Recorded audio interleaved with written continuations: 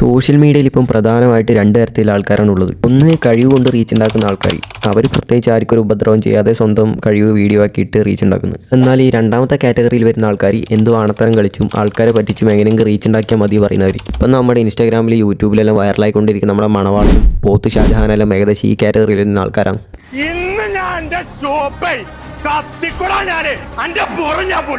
Recently നമ്മുടെ അഖിൽ മാരാറിന എവിടെയോ കിടക്കുന്ന പാലസ്തീൻ്റെ പേരിൽ ഒരു കാറിലിരുന്ന ഒരു ചെക്കൻ തെറി വിളിച്ച് വൈറലായിട്ടുണ്ടായിരുന്നു. ഓഡിയൻസിനെ പൊട്ടന്മാരാക്കി റീച്ച് ഉണ്ടാക്കുക, അതുമാത്രമാണ് ഇവർ ലക്ഷ്യം.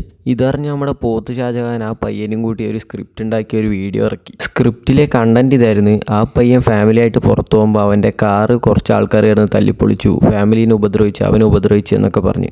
ഇതറിഞ്ഞ ഷാജഹാൻ കലിപ്പായി തിരിച്ച് അവരെ പോയി തല്ലുന്ന വീഡിയോ ആണ് ഇൻസ്റ്റാഗ്രാമിൽ പോസ്റ്റ് ചെയ്തിട്ടുണ്ടായിരുന്നത്.